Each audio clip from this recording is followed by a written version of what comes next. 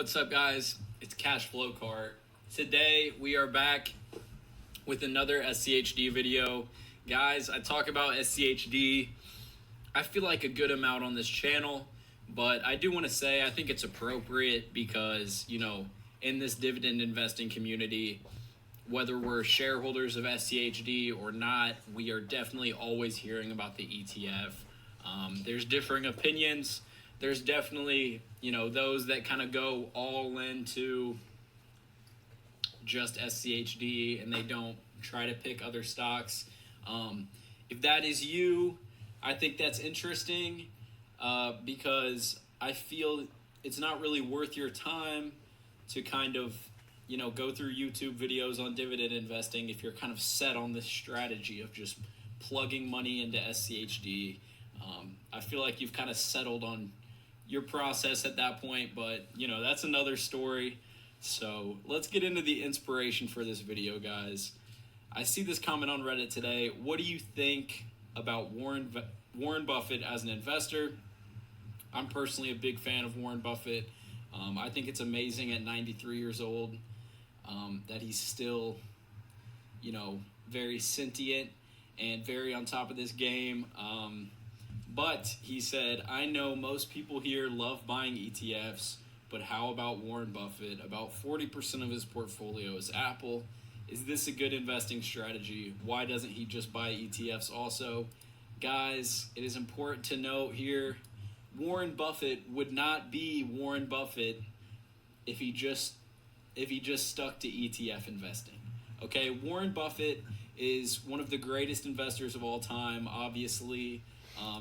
He believes in buying high quality stocks, and he's been quoted of saying that his favorite holding period is forever.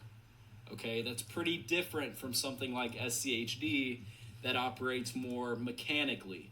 Okay, and we will go through kind of the criteria for stocks making up SCHD, but it's important to understand Warren Buffett has vastly outperformed the market, over the course of his life, and he would not have gotten here going with just ETF investing, guys, and that is the truth.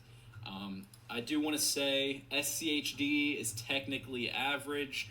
I'm not saying that to offend anyone. I'm not saying that because it's bad, but when I say average in this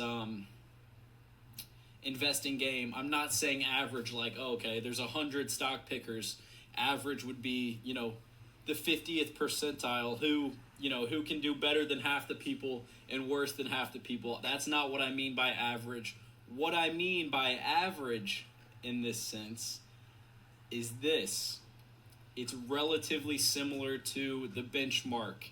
And anytime we say benchmark, guys, we're talking about what? You guessed it, the S&P 500. So that's this blue line here, guys. I've put in total return and total return for SCHD. So, we can see these are very close. Just by examining the chart, we probably can tell that there's a little less volatility with SCHD. So, that may be good. However, we do need to keep in mind, if we switch here from total return to price return, we can see that SCHD has underperformed the S&P 500 in the past 5 years.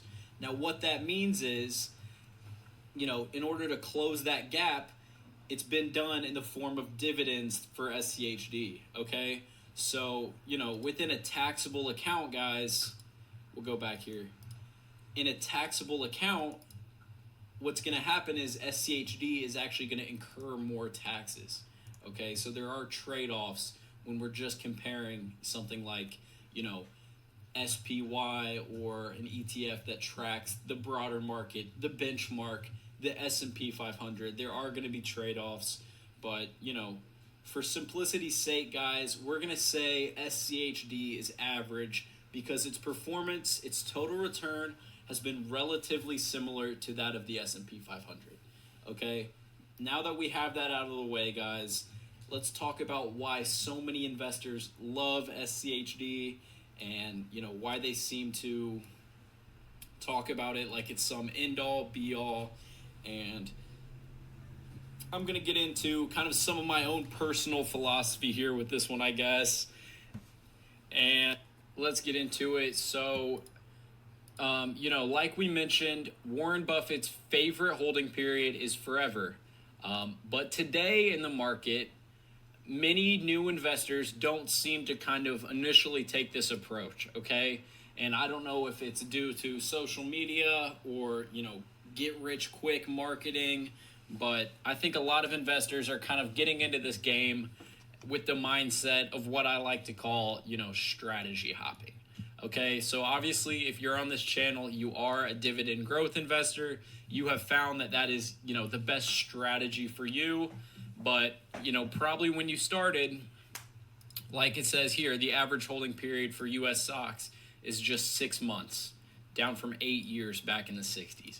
Okay, probably when you got started, you were, over managing your money, guys. I know I was, okay? You were saying, okay, maybe I need this unprofitable company. It's about a turn of profit, and we've heard it said it's going to go to the moon, something like this.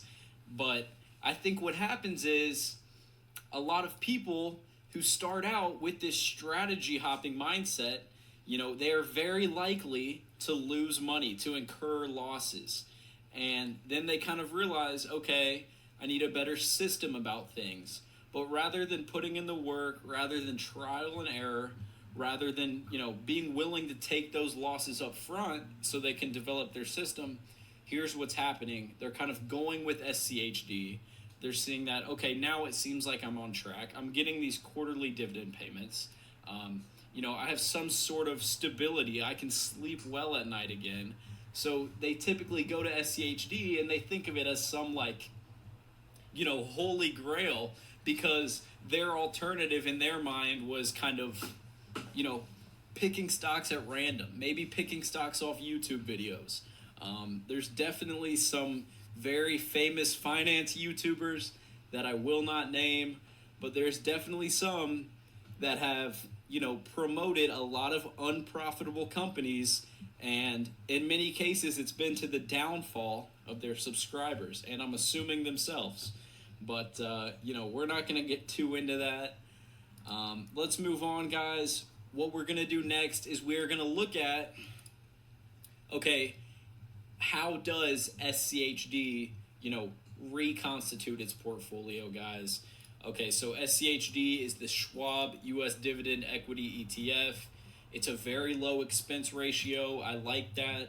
Although that is going to scrape some money off your compounding each year, 6 basis points, that's going to be one of the lowest expense ratios you'll see in the ETF game. So, I wouldn't be too concerned about that one.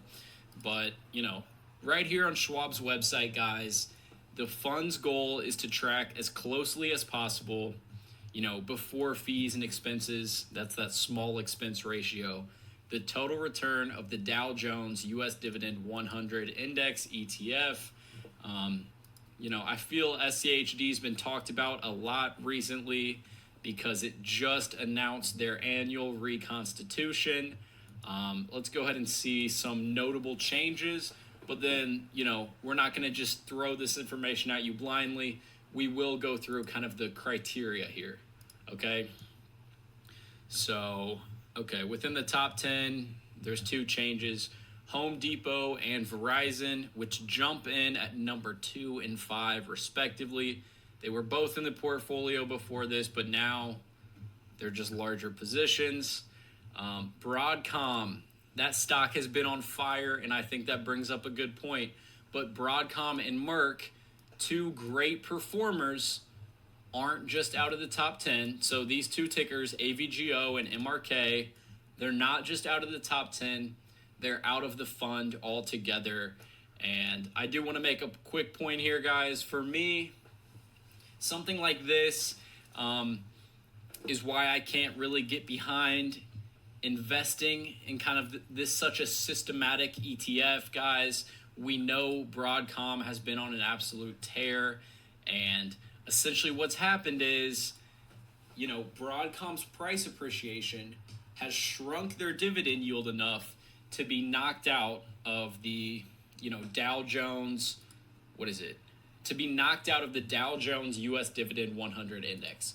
So do we understand that, guys? So right here, we'll go to charting. We can see here, I'm on Merck. Why am I on Merck? We'll come back to Merck, I guess. But we can see here with Broadcom, 1 year, it's been up 111%, guys, compared to the S&P 500's 26%. We'll go to dividends because we are dividend investors. Guys, it has a very impressive 5-year growth rate. It's kind of in that sweet spot of dividend growth of 13 years. It's got a sustainable payout ratio, but with that price appreciation, that dividend yield has been knocked down.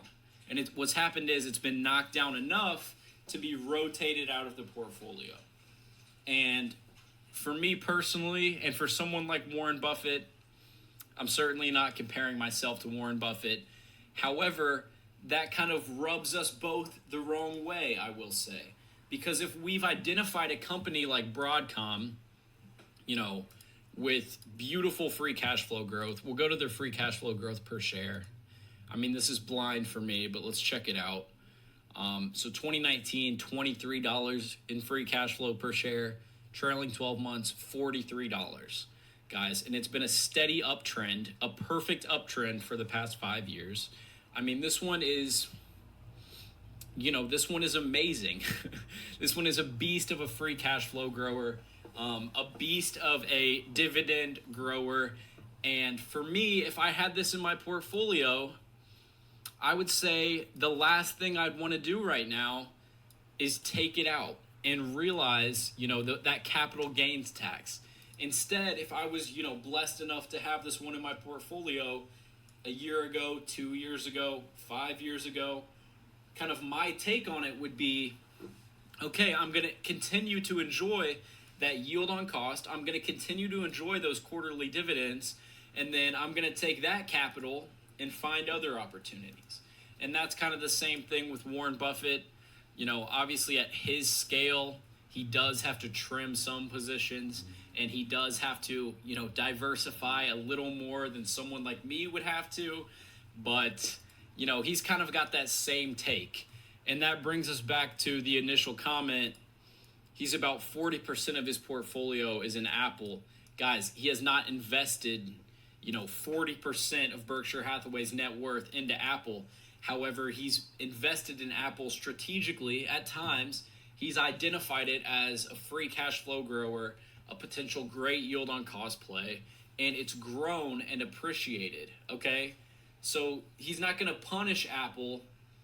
He's not going to switch it out of his portfolio because now there's a stock that's, has a higher yield. Well, obviously it has a higher yield, guys. Apple's price has ran, I don't even know, probably a compound annual growth of 18% over the past decade. And that was just an estimation. You guys can check my mental math on that. But can we start to understand now how SCHD and Warren Buffett, their methodologies don't even align? Okay, and I find myself to be more in this camp of Warren Buffett's strategy, where I'm trying to, identify opportunities, and hold them forever so I can, really appreciate that yield on cost over the long term. Okay, that was a little wordy, guys, but, next I do want to get into kind of the constitution of SCHD. Again, I'm not saying it's a bad ETF. All I'm saying is it's very similar, or very average, is very similar to the S&P 500 performance. All right, there is going to be more tax consequences with it. But, obviously the benefit is if at some point you want to take those dividend payments, you're not going to have to sell off any of your shares like maybe you would have to with something like SPY. Okay, so just because you hold SCHD forever, you're not really in this school of thinking of Warren Buffett, because within that ETF, there's always reconstitution, that annual reconstitution, so it can, do a better job at tracking the Dow Jones US Dividend 100 Index. I know this is kind of a high-level video, and I do think maybe some of my biases are showing through. I guess that's fair. It is my YouTube. If you are supporting me, I'm very thankful. But, let's stop yapping. All right. So, the index universe, guys, the universe is going to be that basket of stocks that are even eligible initially to make up, this index. And it's gonna constitute constituents. That's a tough word. It's going to be defined as the constituents of the U.S. broad stock market. No REITs. Our realty income fans, it is not ever going to be an SCHD. You're not really going to get that real estate exposure in a traditional sense. But here is the screeners, the initial screeners. Must have a minimum 10 consecutive years of dividend payments. Must have a U.S. market cap. It has to be over $500 million. So we can't have some super small stock, micro cap, or like super small cap company is not going to ever be an SCHD. Minimum 3-month ADVT. Again, that's average daily volume traded. ADVT, average daily volume traded, of US 2 million. That's essentially for liquidity. And to be honest, that's just because of the scale Schwab operates at, or I guess the Dow Jones operates at. There has to be some liquidity in the names. This makes sense, but, it doesn't really affect our decision making as individual investors right now. So, they pass all these 3 screens, and then they are ranked in descending order by dividend yield. And let's see what happens from there. The top half, okay? So after they pass these screeners, they're ranked by dividend yield. Highest dividend yield to lowest dividend yield. And we talked about Broadcom, that share price appreciation. That's probably what knocked it from kind of that top half to that bottom half, and therefore it had to be taken out of SCHD. So again, the top half are eligible for kind of the actual index construction. This is all just kind of universe selection, guys. So they're ranked by 4 fundamental base characteristics. We've gone through this again on the channel, but again, understanding SCHD I think is very important to dividend investors, because a lot of times, at least for me, I kind of feel like I'm in competition with SCHD. You know what I mean? I'm saying, okay, I want to pick dividend stocks for my own portfolio. I want to build out these positions based on where I see opportunity. I think kind of the alternative is I want to be a dividend investor. I'm going to put all my, discretionary dollars into SCHD and see what happens. Again, there's no right or wrong. So they're ranked by these 4 fundamentals-based characteristics, guys. Free cash flow to total debt. Obviously, we prefer this to be a higher number. These are fundamental characteristics again. So it's going to be a company's free cash flow divided by their total debt. More free cash flow, less debt. That's going to get you kind of that higher number. That's just a matter of, numerators and denominators. Return on equity, guys. Annual net income divided by total shareholders' equity. Okay, so basically, this return on equity is a very popular metric used for a lot of fundamental investors, guys. And it's essentially saying how much net income can a business generate, in respect to, their total shareholders' equity. So it's an efficiency. It's an efficiency metric, if I can put it that way. And then again, dividend yield. So while we did use dividend yield for screening, just to kind of cut that universe in half, it is going to come up again here in this index construction. Okay, so we talked about it. Broadcom was probably knocked out up here. But again, we're bringing dividend yield into it a second time, guys. And then lastly, we have that 5-year dividend growth rate, guys. I'm not going to bore you going through all this, but let's see if we can read this. So the dividend per share divided by the average dividend over the past. No, the dividend now divided by the average of the dividend now, the dividend 1 year ago, the dividend 2 years ago, the dividend you know what I mean? So what this does is it gets us that 5-year, compound annual growth rate. That's essentially this number. So where Broadcom was phenomenal, we're not going to see many dividend companies with this, 17.5% 5-year dividend growth rate. Broadcom wasn't even participating, all right, at this point. Am I making this clear? So we have free cash flow, return on equity, dividend yield, and the 5-year compound annual growth rate of the dividend, guys.